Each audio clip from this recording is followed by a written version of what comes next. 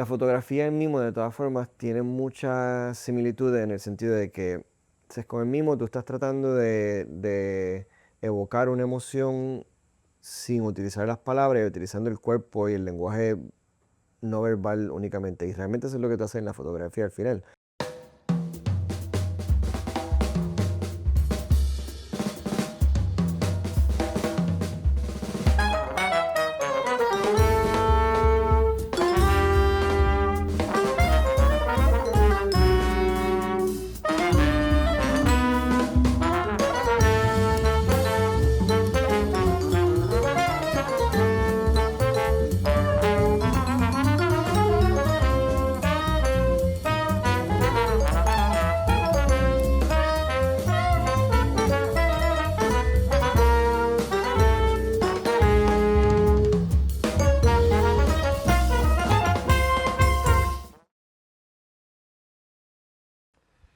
Hola, ¿cómo están? Yo soy Juan Luis Landaeta. Bienvenidos a otro encuentro de Nueva York y punto. En producción y capitaneando nuestras cámaras y nuestra imagen audiovisual está Samir Maiwa. Nuestra identidad gráfica y nuestro diseño es de Mariana Bernardes y yo soy Juan Luis Landaeta. Hoy nos acompaña o me acompaña Omar Robles. Bienvenido. Muchas gracias. Gracias por Bienvenido a recibirnos. ustedes aquí. Sí, es en varias direcciones. Omar, hay algo que tú fusionas y que tiene un punto de partida bastante abstracto. Lo que fusionas es no solamente, evidentemente, tu arte de la fotografía, la concepción de imágenes, está caracterizada porque haya bailarines, pero además, eso también podría entrar como en una gran generación de contenido que es fotografía urbana. Es decir, hay ciudades que están intercalándose. Claro. Pero mencionaste, y bueno, creo que va a ser, ese dibujo es nuestro primer dibujo para conversar contigo, la línea. Es decir, detrás de todo esto está la línea de los edificios, la línea de composición. Y me enteré hace poco, haciendo la investigación para nuestra conversación, que esta línea tiene un punto de partida muy interesante y es que tu primer interés en la gestualidad, o no sé si el primero, pero uno de los más tempranos, tiene que ver con el hecho de haber sido mimo o de interesarte en la, no sé cómo se dice, mimología o la... Mimo, sí, mimo. Mimo. Sí, sí, sí. Bueno, yo desde chiquito me gustaba, o sea, me interesaba mucho la cuestión de la expresión corporal. Eh, y mis G.I. Joes, por ejemplo, volaban y hacían mortales y hacían cosas. Y para mí, lo interesante, no sé, asumo que ahora esto en la televisión, qué sé yo, pero siempre me ha gustado la idea de desafiar un poco la gravedad, etcétera. Y cuando yo era más joven, pues sí hice gimnasia. Y yo creo que ese fue como quizás la gimnasia en cuanto a mi relación con el cuerpo, fue como que ese primer encuentro con la gestualidad en cierta forma. Pero desde chiquita a mí me encantaba decir chistes y mi familia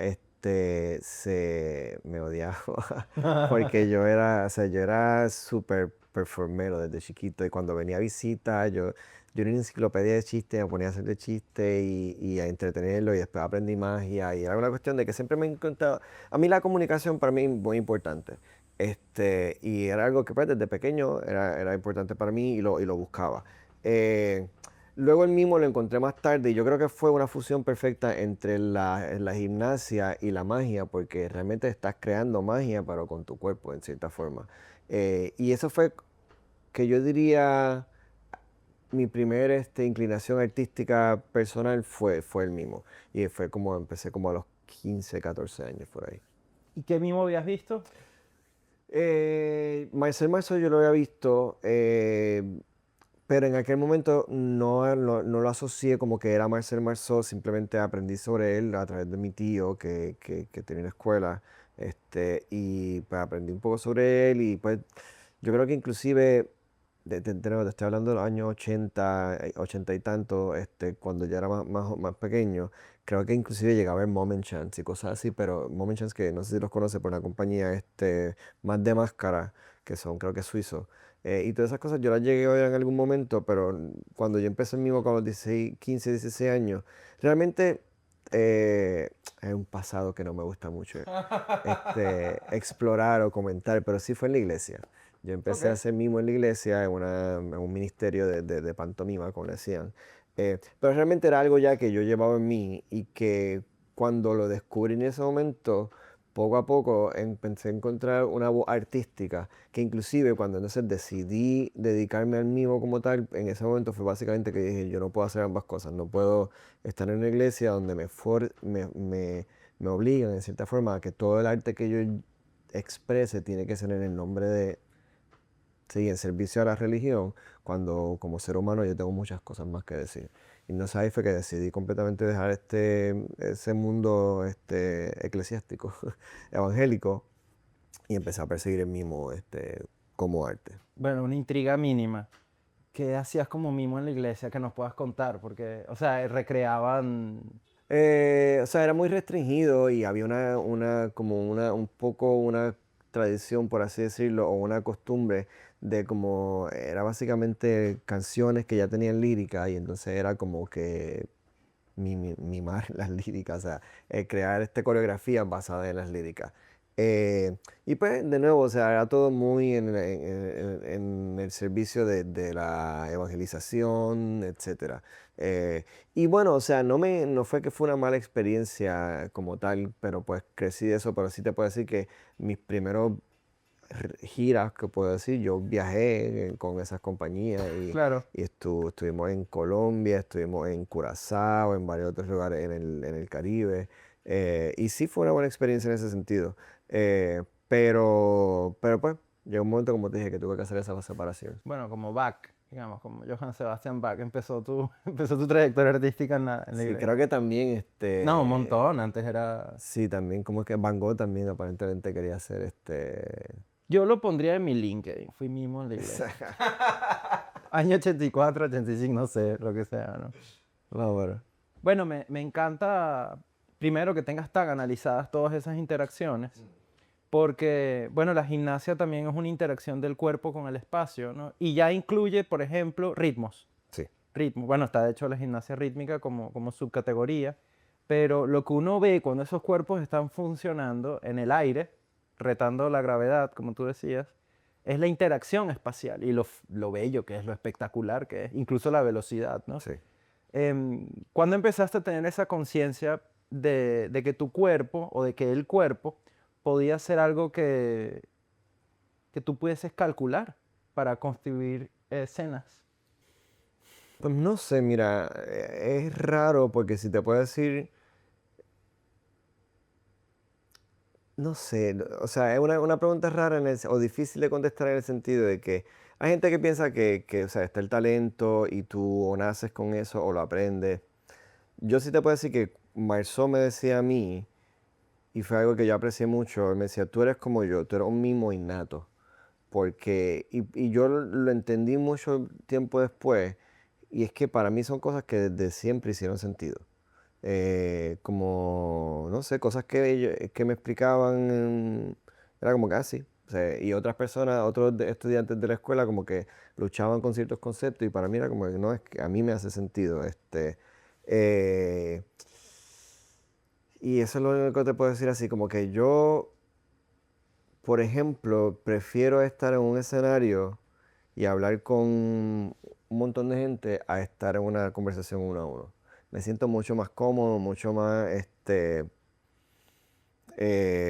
libre estando en ese espacio que estando en una conversación uno a uno, que se siente uno un poco como, no sé. Yo personalmente me siento más intimidado. Entonces, sí te puedo decir que, por ejemplo, esa relación con el espacio, como tú hablas, de estar en escena, de sentir las bambalinas, de sentir las luces, de sentir las tablas, todo esto para mí siempre fue algo como que era como bien natural. Sí. Y inclusive por eso voy viendo lo de los G.I. Joes, porque tiene un poco, como que la vida tiene una curiosidad de cómo no sé, se une. Pero como te decía, mis G.I. Joes brincaban, hacían marometas, hacían mortales, brincaban por encima de cosas.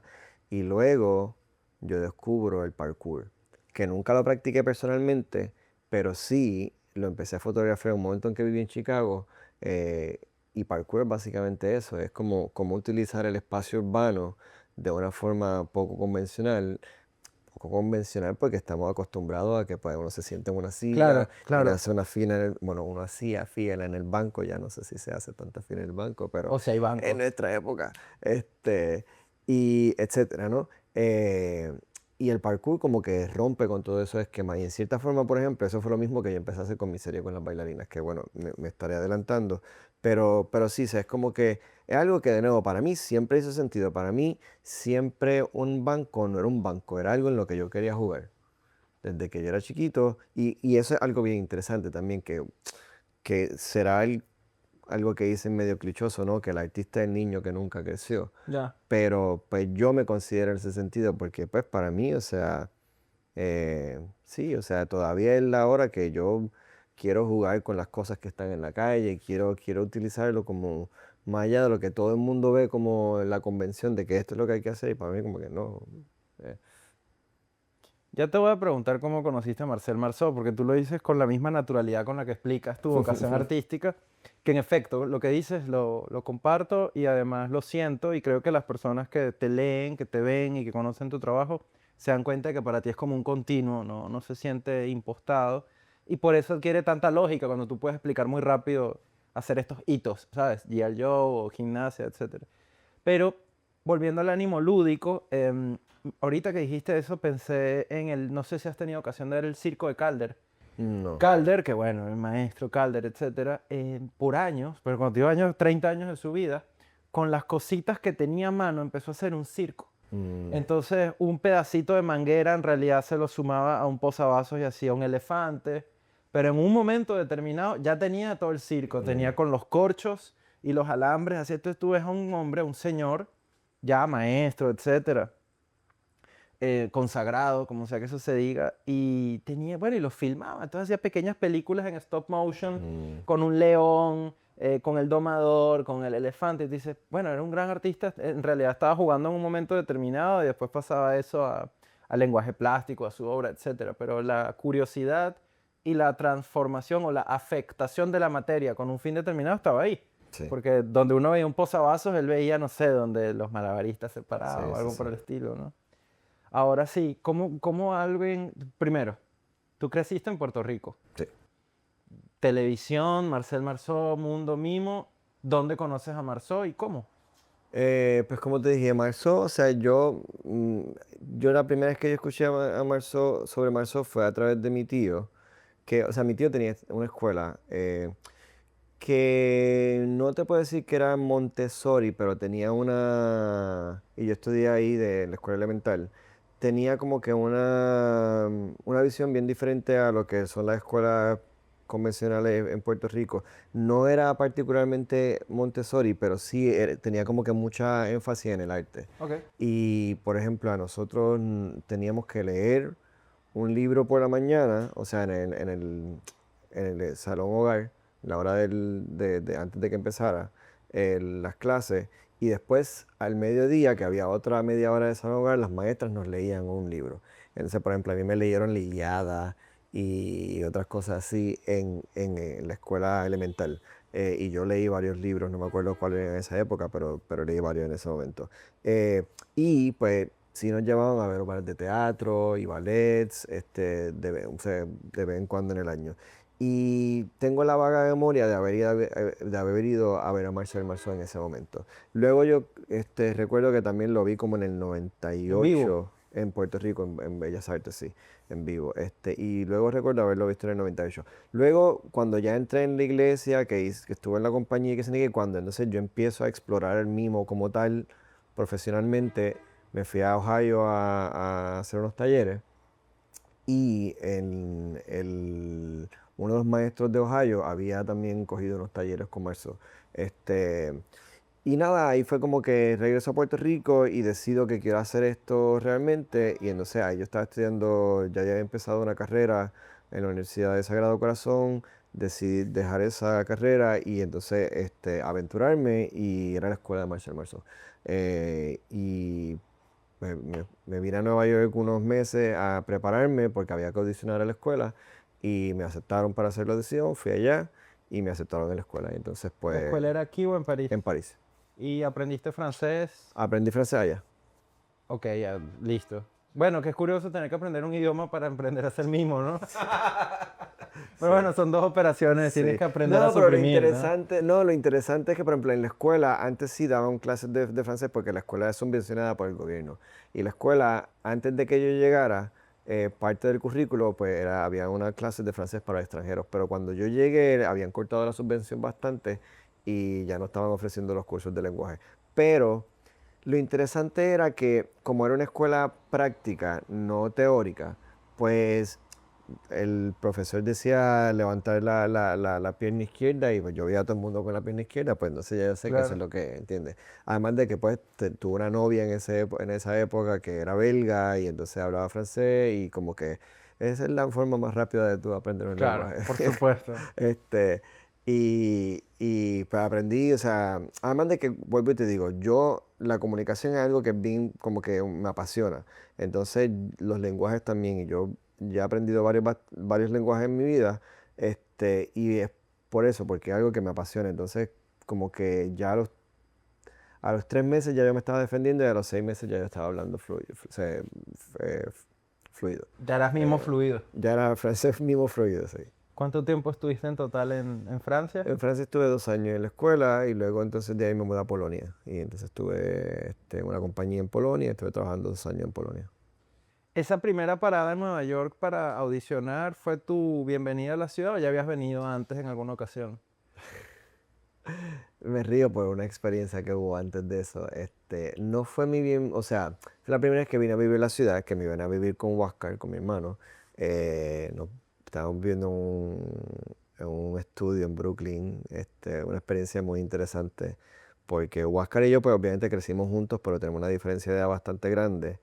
Y, y pues no era como que nos llevábamos mal, pero no teníamos una relación así muy, muy de Claro. hermano. Pero en ese momento que yo decidí como que romper con todo lo que mi familia me decía que no hiciera, él fue realmente la persona en mi familia que apoyó y ¿cuál es la palabra? Alimentó, por así decirlo, mi ansia de seguir en el arte. Y entonces él me dio la bienvenida en su casa y estábamos viendo un estudio en Brooklyn, en Clinton Hill. Y entonces fuimos a IKEA y compramos unos dividers y compré un matre y teníamos un divider por lo menos para tener cada cual un poco de espacio. Y fue realmente una experiencia hermosa vivir con él porque ahí entonces yo descubrí música de Johnny Mitchell, de Tom Waits, de Leonard Cohen con él y realmente como que fueron 6 meses que viví con él donde estaba al mismo tiempo cogiendo clases de mimo para ir preparándome para la audición y fue como que unos 6 meses que yo todavía hasta el día de hoy como que los considero de los mejores tiempos en mi vida porque aunque fueron bien difíciles me mudé en un invierno, o sea, un frío cabrón, Claro, viniendo de claro. Puerto Rico. A mí el frío ya no me molesta, pero en el momento fue como que, wow, ¿qué es todo esto? Y realmente fue como que un despertar bien interesante. Bueno, y además hay algo que ya uno no concibe o que recuerda solo cuando se queda sin batería, que es que esta ciudad es gigante Mm. y en esa época Google Maps, apps, cero. O sea, Cero, una cero, ciudad colosal, líneas de cero. metro, Sí, frío, perderse, poco presupuesto. sí. Pero fíjate, en aquel momento entonces uno utilizaba que, de nuevo, como tú dices, hasta que uno no tiene batería uno no cae en cuenta, pero en aquel momento uno utilizaba más la memoria. O sea, yo me acuerdo, claro, también era más joven, pero, mano, yo no anotaba nada en aquella época. Yo memorizaba todo, números de teléfono. Yo me sabía mis números de teléfono de Raimundo y todo el mundo, de mi familia, de amigos, de bla, bla, bla, y me lo sabía de memoria. Pregúntame ahí. Ahorita a veces ni la gente se sabe el propio. O sea, te Sí, dicen, no sí, sé, ya, sí. déjame Sí, llamarte. sí. Y entonces, sí, o sea, en aquella época era bien diferente en ese sentido. Y curiosamente, o sea, me da gracia porque, pues, hablando de eso, mi primera experiencia cuando llego a París fue algo muy propio de esa época, porque hoy sería un poco diferente, pero lo voy a contar por la anécdota, porque yo fui a París el día de mi cumpleaños, el 29 de agosto del 2002. 2002, 2003, no 2002. Y llego a París y yo había hablado con mi banco en Puerto Rico y le había preguntado que si yo podía utilizar mi tarjeta de ATH, ¿no? Mi tarjeta de débito. Sí, sí, no hay problema, puedo utilizar. Me llevo a Francia y no me funciona. Uf, Y por suerte yo tenía una tarjeta de crédito que había acabado de sacar y con eso pude como que buquear el hotel, pero no tenía chavos para nada. Claro, claro. Bueno, yo había sacado cash y en aquella época yo fumaba y me había comprado dos cartones de cigarrillos porque era importante Era... y lo que me quedaban eran como, ponte, como 40 euros y pagué parte en el taxi para ir al hotel y Con después lo que cigarro. me quedaba, exacto. Amigo. No, entonces llegué al hotel, qué sé yo, y todavía no me he dado cuenta. Yo pensé que no funciona en la del aeropuerto, bueno, pues intento en otra. Y voy a un correo y trato varias veces y se traga la tarjeta. Y No. ahí sí que ya me puse de todos los colores. Y llego al hotel así como que súper pálido y el dueño del hotel me dice, ¿estás bien? Yo, no, no estoy bien. Y hablando en inglés y tratando de explicarme, me dice, no, no te preocupes. Y me dio una tarjeta para llamar a mi familia. No, me dio 10 euros porque en aquel momento había que comprar una tarjeta de teléfono para usar los teléfonos públicos. Y nada, la historia larga y corta fue que terminé llamando a mi mamá. No sé ni cómo carajo entendí las instrucciones porque todo en francés. Logré marcar y llamar a mi mamá. "Mami". Y entonces me mandó dinero por Western Union, que te acuerdas de Western. Bueno, Claro, claro, ¿no? y entonces, pero eso no me llegó hasta el otro día. Esa noche yo lo que me quedó eran chavos para, me quedaban como que 2 o 3 pesos y fue a una frutería y me compré una bolsa de las frutas más baratas que encontré por si acaso tenía que vivir de fruta y cigarrillos. Y tabaco, exacto, eso te iba a decir. Bueno, yo creo que una ciudad no se conoce bien hasta que uno no solamente no se pierde en ella, sino tiene que gozarla y quizás hasta aburrirse. O sea, Sí, y hay momentos traumáticos que, como eso, que también te marcan. Y yo creo que de nuevo, más que nada, los traumas, yo creo que más los definen por las metas que uno tiene, ¿no? O sea, yo viví ese trauma, pero yo tenía, que bueno, o sea, para mí era un trauma, yo tenía acabado de cumplir 21 años y no sabía una puñeta del mundo, ¿entiendes? O sea, no sabía francés. Era literalmente la primera vez que yo viajaba de Puerto Rico y solo. wow. O sea, la primera vez que yo viajaba solo fuera de Estados Unidos. Eh, sí, yo llego a este país solo, o sea, a Francia sin conocer a nadie, sin tener absolutamente ninguna referencia. Y pasa eso, pero yo tenía una meta bien clara, que era que yo estaba seguro de que lo que yo quería hacer y quería ir a la escuela y etcétera, etcétera. Y dije como que bueno, pues se estará pasando esto, pero no me va a detener. ¿Qué impresión te dio Marsol la primera vez que lo viste en persona? O sea, cuando yo estudié comercio, ya él tendría como 82 años. Y pues era como ver un abuelo en cierta forma, pero igual.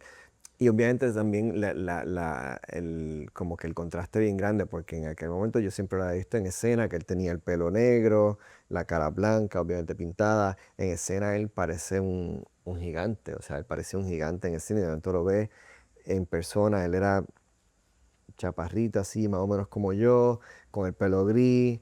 Te das cuenta que en ambas instancias está usando peluca, Claro. pero al mismo tiempo, pues bien, como con mucho vigor, con mucha fuerza de voluntad y con muchas ganas de enseñar y qué sé yo.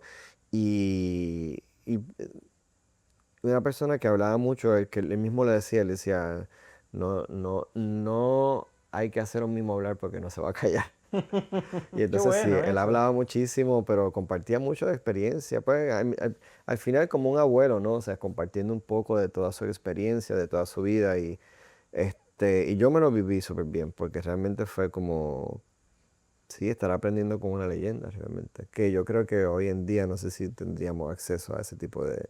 Bueno, es que estoy haciendo el énfasis en el trato con él, no solo por su celebridad, sino porque entiendo que hubo como una formación con él. Sí, O sea, una persona así es como de una forma, no sé, como un aroma magnético, pues sí, sabes que además la característica que tienen los maestros o las maestras es que enseñan especialmente cuando no están enseñando.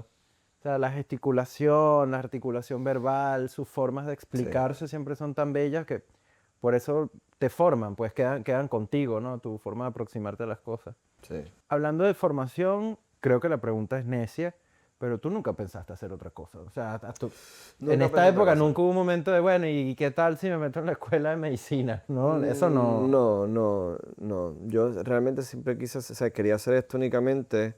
Después, pues la vida determinó otra cosa diferente, pero en ese momento, pues era lo único que yo quería hacer. Y, o sea, vamos, yo empecé la escuela de ingeniería en Ah, Puerto Rico, pero era para que no me jodieran mis papás, porque eso era lo que ellos querían. Y empecé empecé en ingeniería, pero era miserable y Claro. lo odiaba.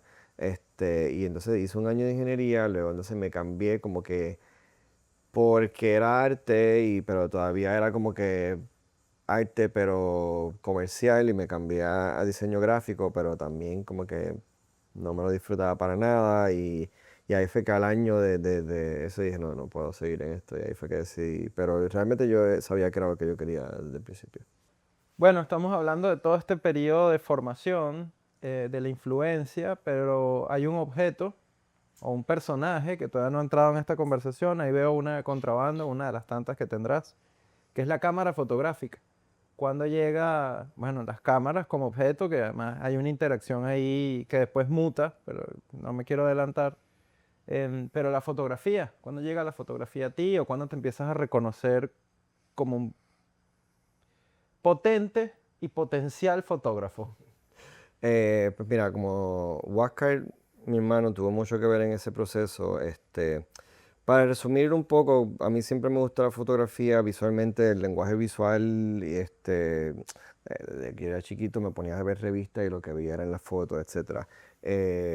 Pero sí te puedo decir que siempre le tuve mucho respeto, y por eso nunca me quise comprar una cámara X así para, porque todo lo que son fotos de turisteo y cosas así, o sea, mamá, mírame aquí, o sea, odié toda la vida ese tipo de fotografía.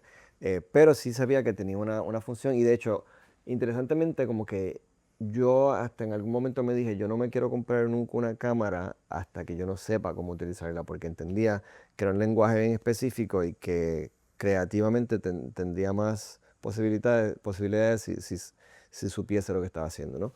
Eh, entonces, cuando yo regreso después de estudiar en Francia y trabajar en Polonia, regreso a Puerto Rico, pues se me vence la visa, etcétera.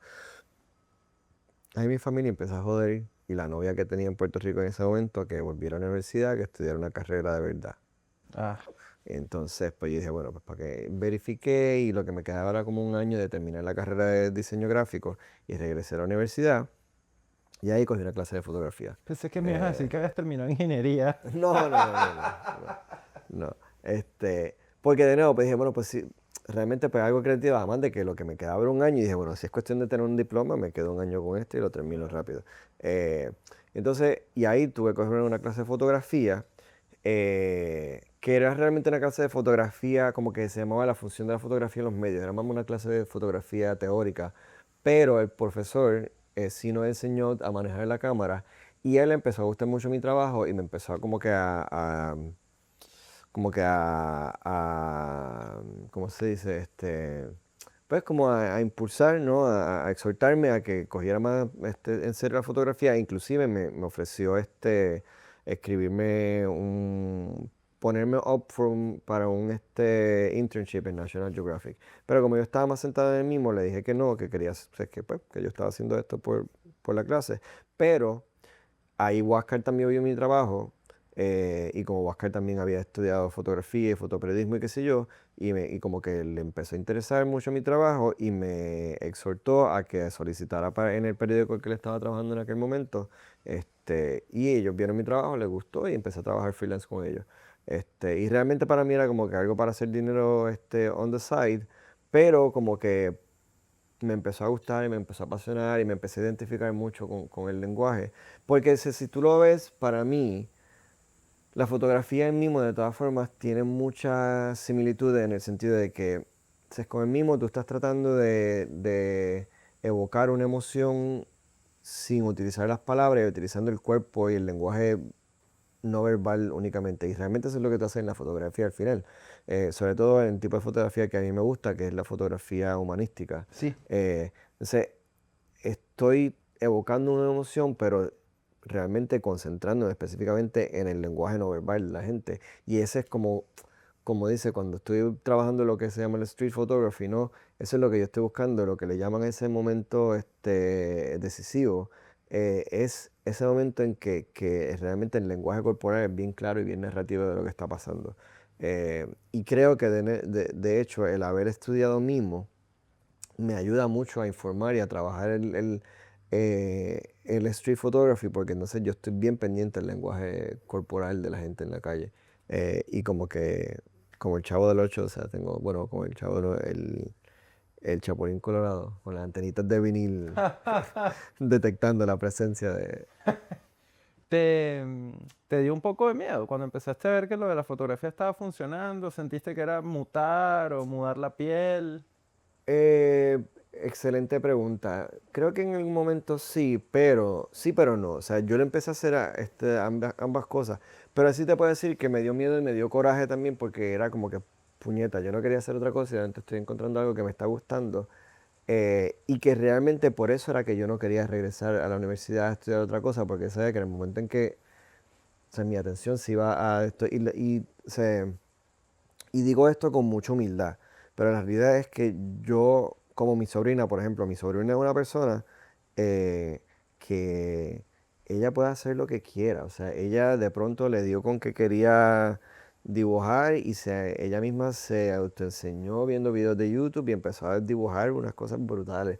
De momento le dio con que quería hacer crochet y ahora está haciendo crochet. En un momento quería hacer tatuajes y hizo tatuajes. Y ella es como que súper talentoso en ese sentido. Y yo te puedo decir que también tengo un poco ese talento de como que coger algo y con poco empezar como que a crear y qué sé yo. Y por eso, o sea, hoy por hoy pues, yo te puedo decir que yo he pintado y he vendido pintura, la fotografía, yo he escrito canciones, yo canto, o sea, fui performero, fui mimo, etcétera, etcétera. O sea, y por eso como que yo luché mucho contra la idea de la universidad porque sabía que si cogía algo y que me gustaba me iba un poco a restar la atención. Y pasó, pero realmente fue un proceso bien gradual. Y al final, para hacerte el cuento largo corto, realmente pasaron dos cosas. Uno, que sí, yo, desde que yo tuve como 25 años por ahí, un poquito más, no, yo creo que inclusive antes, empecé a tener problemas de espalda. Ok. Y porque como yo era gimnasio, tuve muchas lesiones, yo era gimnasta, tuve muchas lesiones y eso me empezó a afectar poco a poco. Eh, y con el tiempo mi cuerpo empezó, no se podía mover de la misma forma y se me hacía bien difícil y tenía que a veces estar metiendo pastillas y por más que hacía terapia, que sentí que nada. Eh, Eso fue uno de los elementos que jugó un factor. Y el otro elemento que jugó un factor fue cuando empecé a descubrir las redes sociales.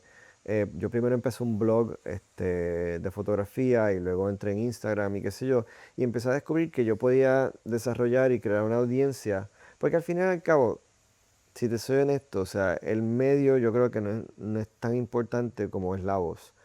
Y como artista, es como tenemos algo que decir, punto, y vamos a buscar la forma más eficiente de decírselo a un público. Y yo encontré las redes sociales que tenían entonces como que mucho menos barreras, y de hecho como Oscar peleé mucho porque él me decía, no, estás poniendo tu fotografía en las redes sociales y la gente lo va, este, estás como que devaluando tu trabajo, etcétera, etcétera. Pero decía, bueno, es que yo no tengo a nadie tocándome la puerta que quiera comprarme la foto ahora mismo y esta es una forma que tengo de difundir el trabajo. Y al final, pues, tuve la razón de haber hecho eso porque realmente fueron las redes sociales que al final y al cabo me abrieron muchas puertas para entonces yo poder eventualmente trabajar con marcas, como tuve la oportunidad de trabajar primero con Fujifilm, luego con Leica, con Adobe, esas con marcas grandes. Sí, sí. Trabajé con, o sea, hice trabajos para Apple, hice trabajos para, o sea, di talleres en Apple, hice trabajos para Jaguar, para Gap, para otras compañías. Y todo fue a través de esto, o sea, de haberme abierto las puertas a través de las redes sociales. Claro, porque las primeras fotos que tomabas eran editorializadas, es decir, te pedían esas fotos. Después empezaste a tomar tú las fotos que querías tomar. Sí, sí, sí. Bueno, sí. De hecho, y eso fue un proceso interesante por dos cosas. Uno, porque eh, yo cuando decidí, ok, si yo me voy a llamar fotógrafo de verdad, entonces tengo que crear un portfolio de mi trabajo personal. Y entonces ahí fue que yo empecé, cuando estaba viviendo en Chicago, empecé a andar con la cámara todo el tiempo y empecé a desarrollar una voz que era más allá de lo que me mandaban editorialmente a hacer, ¿no? Pero curiosamente también ahí fue que yo me di cuenta que yo le tengo mucho miedo como te digo, a las situaciones de vulnerabilidad interpersonales. Y entonces, si me mandaban para una asignación, pues yo podía retratar a una persona. Pero así por mi cuenta se me hacía bien difícil. Y entonces ahí fue que yo empecé a hacer street photography, porque entonces dije, ok, identifica este miedo, no me gusta tener este miedo, entonces voy a hacer street photography para obligarme a enfrentar ese miedo. Y ahí fue que empecé a hacer street photography en Chicago. Y realmente como que eso fue el camino que me llevó en cierta forma a hacer el trabajo con las bailarinas, porque ahí fue que empecé a trabajar con los de parkour en Chicago y como que ya empecé como que a asociar la ciudad con el movimiento y con romper un poco esa estética, ¿no? De lo que es la monotonía de la ciudad. Y bueno, la serie de las bailarinas realmente empezó como una serie de autorretratos que yo empecé colocándome cuando ya me mudé a Nueva York, como que en situaciones un poco surreales, en brinco y en pose extraña en los mismos lugares donde trabajaba, o sea, hacía street photography. Y luego eventualmente entonces empecé a incluir las bailarinas porque se me hacía difícil estar al frente de la cámara y detrás de la cámara al mismo tiempo, y ahí fue que entonces empecé a trabajar con las bailarinas. ¿Cuál fue la primera cámara que te compraste? La primera cámara que me compré fue una Canon Rebel digital, que se la compró un amigo de Huáscar, que me la vendió yo creo que por 100 pesos. Y entonces el lente que tenía era uno que Huáscar estaba usando, que me lo prestó. Y esa fue la primera cámara que me compré. Wow. Creo que era de como de 6 megapíxeles. Le debe parecer al sueldo de que te la vendió demasiado barata. Puede ser, O quizás que te la había regalado y no vendido. puede ser. Entonces la serie, bueno, acá tenemos entre nosotros In the Light of Day We Dance, tu libro hermosísimo. Bueno, la gente que esté viendo esto pues sabrá un poco más de tu trabajo, obviamente en las redes sociales, pero podríamos entonces asociar este proyecto que tanta difusión y tanto alcance ha tenido con la ciudad de Nueva York. Empieza en la ciudad de Nueva York, sí. Empieza en la ciudad de Nueva York, pero luego entonces tuve la oportunidad de viajar mucho con esta serie. Eh, y este libro en particular se llama In the Light of Day We Dance porque originalmente yo quería hacer mi primer libro sobre bailarines latinos, porque, porque los bailarines latinos y las compañías de ballet en Latinoamérica no tienen la misma exposición que tienen las compañías como ABT, como New York City Ballet, etc. Y sin embargo, muchas de estas compañías se nutren de muchos bailarines latinoamericanos, especialmente cubanos, argentinos, mexicanos. Eh, y, y pues yo siendo puertorriqueño, pues quería darle un poco de luz y énfasis a los bailarines latinoamericanos. Pero ahí sucede realmente más o menos cuando yo estoy empezando a trabajar el concepto del libro, sucede lo de George Floyd. Y entonces como que decidí entonces abrir un poco más el espectro e incluir a todas las comunidades Black and Brown communities. Y entonces decidí hacer un libro y se llama In the Light of Day We Dance porque Un poco, mostrar un poquito. históricamente en el ballet realmente a las personas de color las ponían atrás Claro. en el cuerpo de baile. Y entonces es como que mi énfasis en traer a la luz a nuestras comunidades. Y pues también una cuestión de representación, ¿no? De que niños y niñas se puedan ver, de nuestras comunidades se puedan ver reflejados en este libro. Y realmente esa fue la visión del libro y entonces en aquel momento yo estaba haciendo un ambassadorship con Adobe Lightroom y entonces ellos me dieron un grant para poder hacer el libro. Bueno, porque algo que la gente no tiene por qué saber dentro de esta cronología es que tú empiezas a tomar fotos, empiezas a incorporar el componente, como tú bien dijiste, de tu voz, indistintamente del medio, pero el tiempo en el que esto empieza a ocurrir es un tiempo en el que no solamente la fotografía, sino nuestra relación con las imágenes se ve, sí, revolucionada, Ujú. que es el boom de Instagram, o Mm, sea, o el primer gran boom de Instagram. sí. Instagram cuando era algo que ya no es. Mm, Yo recuerdo cuando dijiste lo de la gente que se compraba la cámara y ta, ta, ta, ta, ta, ta, ta, que siempre había alguien sinceramente interesado en la fotografía y había alguien como ridículamente interesado en la fotografía. Siempre había alguien como quedándose la, ponía un cuello de tortuga y sentían que era un Truffaut, ¿no? Algo por el estilo. Pero en 2000, no sé, 11, 12, 13, sí. ya es normal que un teléfono tenga una cámara decente para tomar fotos ya no necesitabas un medio de comunicación, un editor, sino que tú mismo puedas tomar fotos y Ujú. subirlas. Y bueno, no sé si ese impacto fue tan inmediato, pero primero, ¿cuántos seguidores tienes ahorita en Instagram hoy? Puedes decirlo sin pudor. No, sí, 272.000, si no me equivoco. Dirías en Venezuela algodón con yodo. No sé qué De significa algo, eso. ¿no? O sea, 200.000 personas. Cuando tú haces o se hace ese clic en el que tú dices, mira, estoy componiendo esto, no digo que como mismo te estuviese yendo mal, pero de repente aquí tú veías, digamos, hay un estímulo en el feedback positivo de que se empiece a generar una comunidad, Mm. la gente empieza a conocer tu trabajo y eso además retroalimenta que puedas hacer otras cosas dentro de ese mismo trabajo. ¿Cómo viviste ese primer tema de la red social, de Instagram, fotografía, comunidad? Porque he visto que has reflexionado mucho sobre el tema. Bueno, y Sí. tienes que hacerlo porque fue un fenómeno que te... Sí, mira, fue interesante porque varias cosas sucedieron, como te digo. Yo todavía estaba, cuando empecé en Instagram, yo todavía estaba haciendo teatro, eh, pero ya estaba empezando a hacer más fotografía personal. Y cuando yo abrí Instagram, fue interesante porque fue cuando murió mi abuelo. Y mi familia me pidió que yo cubriera el funeral de mi abuelo, porque mi abuelo fue militar y entonces le hicieron un entierro militar formal y mi familia me pidió que yo retratara. Y fue algo, una experiencia súper emotiva, difícil por la historia, redes de personajes de mi abuelo, etcétera, etcétera. Eh, y pues estar retratando y llorar al mismo tiempo es bien difícil. Claro. Pero fue interesante porque la primera foto que yo compartí fue una foto de mis tíos cargando el ataúd, ¿no? Mis tíos vestidos de militares cargando el ataúd.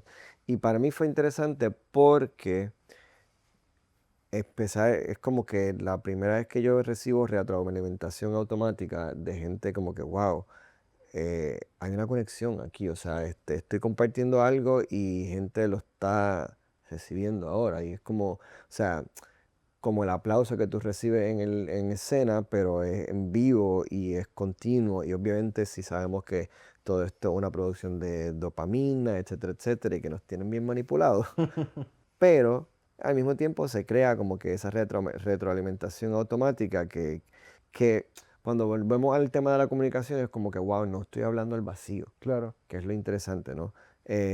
Y ahí fue como que empezó a haber un clic, ¿no? Luego entonces continué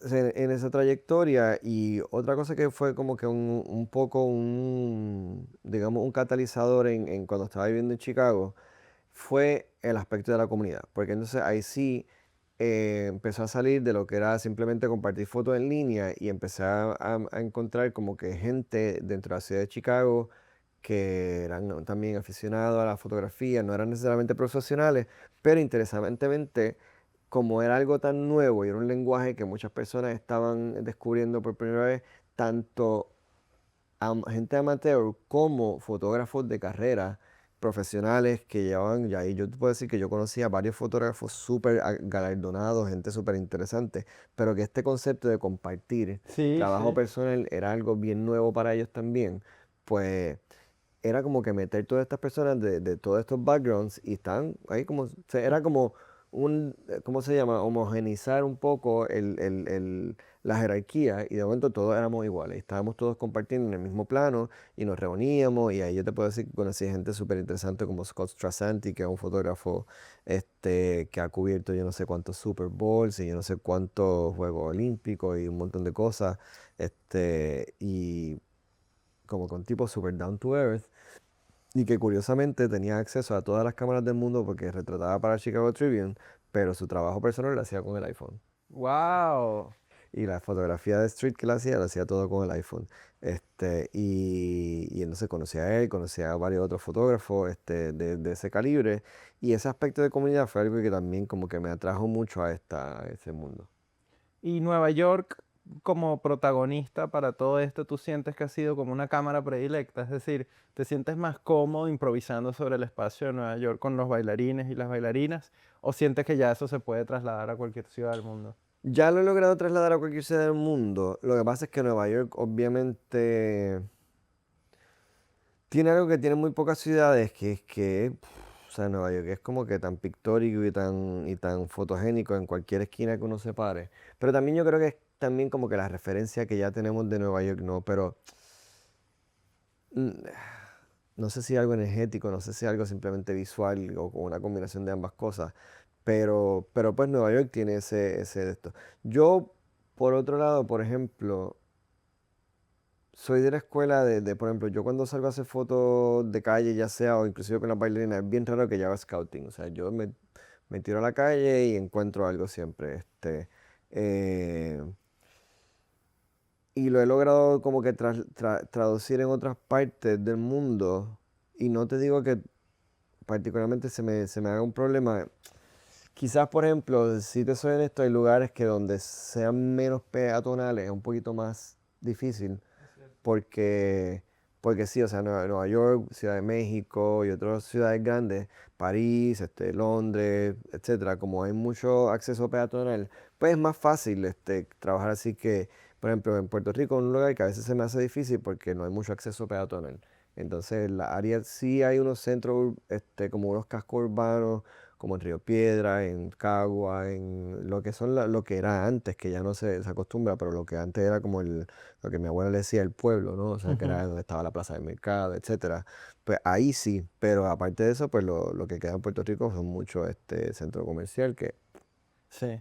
no se puede hacer nada ahí. Sí recuerdo y me encantó escucharte decir que la opción, cuando tú ponías a esta gente a hacer todo lo que hace, porque más entiendo que los diriges bastante, era imaginar otra ciudad. Y Nueva York tiene eso, bueno, Mm, sumados los años, es verdad que siempre es la misma ciudad y siempre es distinta. Es muy impresionante sí. realmente, ¿no? Sí, o sea, cuando yo digo imaginar, imaginar otras ciudades, es de nuevo, como te digo, es imaginar otras posibilidades dentro de la ciudad donde estamos tan acostumbrados a cruzar la calle de X forma y a movernos entre las aceras de X forma y por qué no cambiar como uno lo mira, por qué no brincar y bailar en vez de caminar. Muchísimas gracias. Ha sido increíble esa conversación. Gracias a Bueno, ti. Omar Robles, aquí está el libro. Está disponible en tu web. Estás poniendo mi parte. Y bueno, vamos a compartir evidentemente todas las señas de la cuenta de Instagram de la que has estado hablando, que probablemente la gente tenga que descubrir es la de Nueva York y punto y conozcas la tuya. En dirección de cámaras y todo nuestro lenguaje audiovisual y coproducción está Samir Maigua. Nuestra identidad gráfica es de Mariana Bernardes. Yo soy Juan Luis Landaeta y no se me puede olvidar invitarlos a que se suscriban a nuestro canal, no solamente tomando de la palabra Omar para que continuemos las conversaciones dentro de nuestra comunidad, sino para que sepan cada vez que publicamos una nueva entrevista, lo puedan ver de primero y para nosotros, indistintamente de eso, es súper importante que se suscriban. Muchísimas gracias, brother. Gracias a ti.